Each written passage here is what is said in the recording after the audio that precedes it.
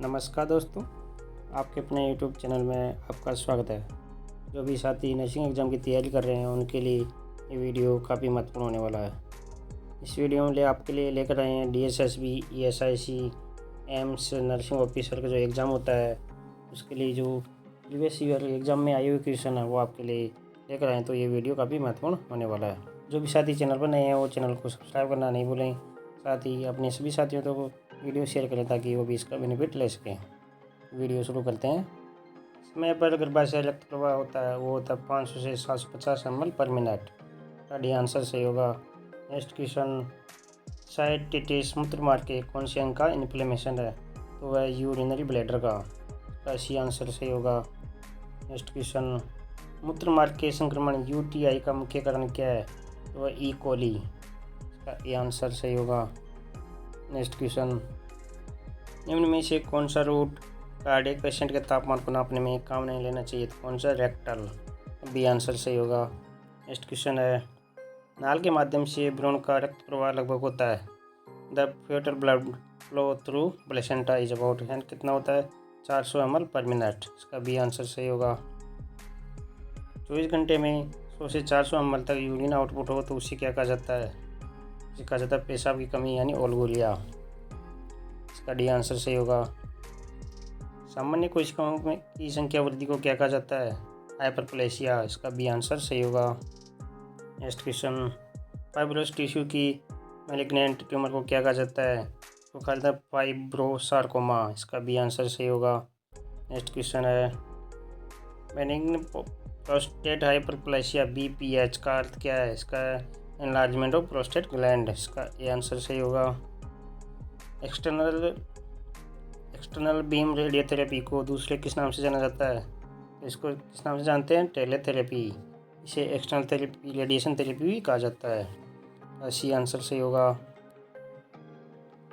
बोलबोलजियमस का क्या मतलब है, यानी बड़ी आंत के ऊपर सुनाई देने वाली ध्वनि, sound heard over the large intestine, इसका सी आंसर सही होगा।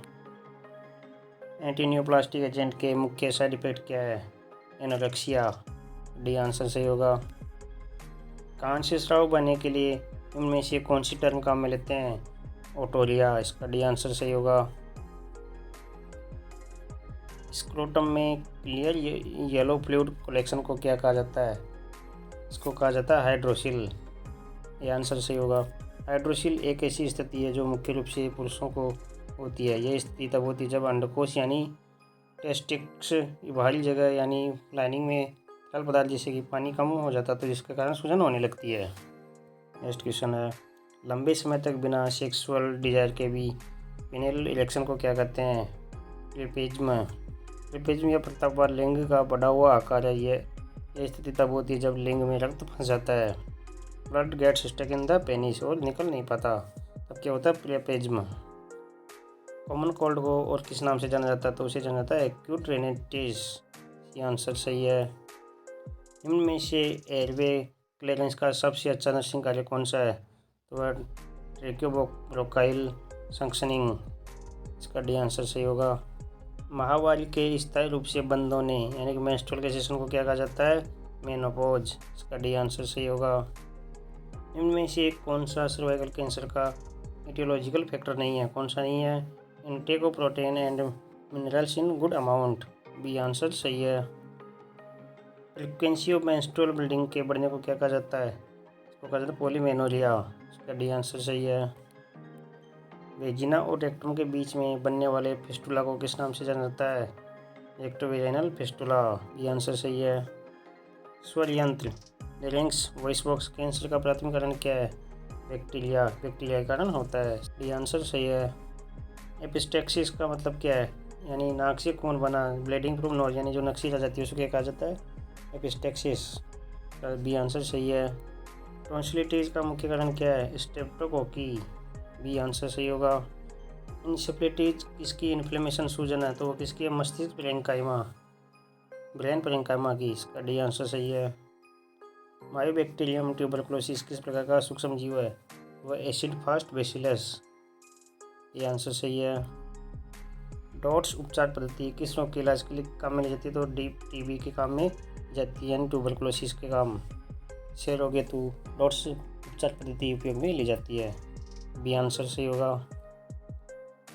मॉन्टॉक्स टेस्ट से किस रोग का निदान किया जाता है? तो किया जाता है ट्यूबरकुलोसिस यानी टीबी का। डॉट्स थेरेपी में से रोगियों का निदान किसके आधार पर किया जाता है? एक्सरे एंड स्पुटम एग्जामिनेशन और स्पुटम माइक्रोस्कोपी द्वारा। इसका सी आंसर सही होगा, both A and B. Entire lungs को रिमूव करने को क्या कहा जाता है? न्यूमोनेक्टोमी। न्यूमोनेक्टोमी एक प्रकार की लंग सर्जरी है जिसकी मदद से फेफड़ों के रोगग्रस्त हिस्से को निकाला जाता है। नेक्स्ट क्वेश्चन, ऑक्सीजन युक्त रक्त गर्भनाल से राशि भ्रूण के परिसंचरण में प्रवेश करता क्या करता है? Ductus venosus. ये आंसर सही होगा। डक्टस वेनोसस एक अस्थायी रक्त वाहिका है जो भ्रूण के रक्त परिसंचरण तंत्र का हिस्सा है और दो बड़ी वाहिकाओं को जोड़ती है। गर्भावस्था के दौरान दिए जाने पर भ्रूण में असामान्यता पैदा करने की दवा की क्षमता को किस रूप में जाना जाता है? Ability of the drug to cause foetal abnormally when administered during pregnancy is known. किस नाम से जाना जाता है? टेराटोजेनिक प्रभाव। ये आंसर सही है। नेक्स्ट क्वेश्चन, ओपीवी को किस वर्ष टीकाकरण कार्यक्रम में जोड़ा गया? ओपीवी जो एडेड टू इम्यूनाइजेशन शेड्यूल, यानी कब जोड़ा गया? 1979 में। इसका ए आंसर सही है। जन्म के समय बीसीजी की खुराक कितनी देते हैं? 0.05 ml। बी आंसर सही होगा। शिशु में स्थायी निशान छोड़ने वाला टीका कौन सा है? बीसीजी। डी आंसर सही है। मानव दूध का औसत ऊर्जा मूल्य क्या है?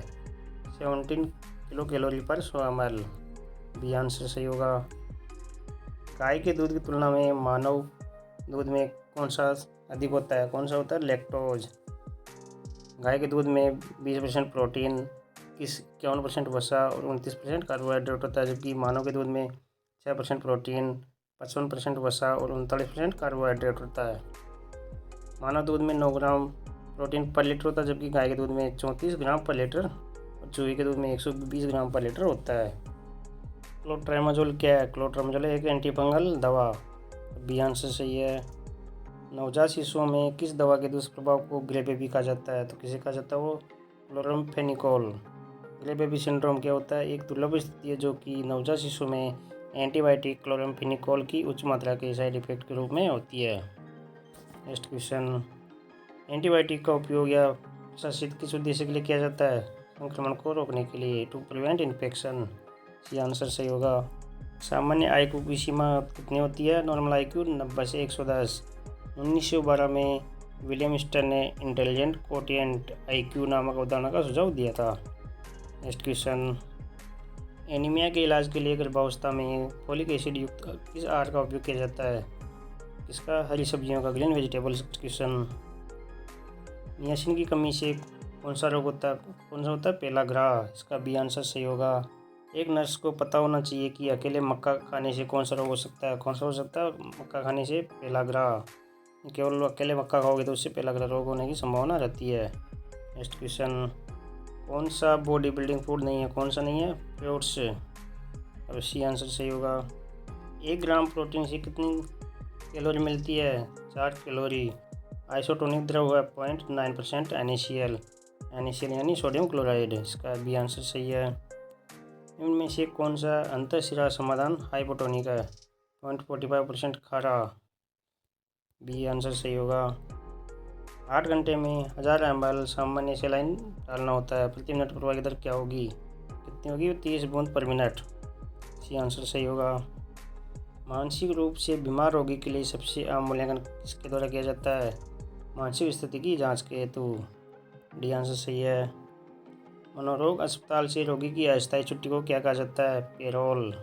ये आंसर सही होगा। गर्भनाल में शामिल क्या है? एलेंटोइक धमनी और सिरा। Allantoic artery and veins. इसका डी आंसर सही है। मूत्र का निष्कासन नहीं होने को क्या बोला जाता है? Retention of urine. इसका सी आंसर सही है। आंत्र की परत के पवित्र उभार को क्या कहा जाता है? ये डायवर्टिकुलम। डायवर्टिकुलोसिस एक ऐसी स्थिति है जब आपके वृद्धांत्र की दीवार में छोटी थैलियाँ बन जाती है और कमजोर स्थानों के माध्यम से बाहर की ओर धकेलती है। साथियों, नर्सिंग एग्जाम में आने वाले एक इम्पोर्टेंट क्वेश्चन थे तो जो आपके लिए काफ़ी महत्वपूर्ण है। चैनल पर जो साथी नहीं हैं चैनल को सब्सक्राइब करना नहीं भूलें।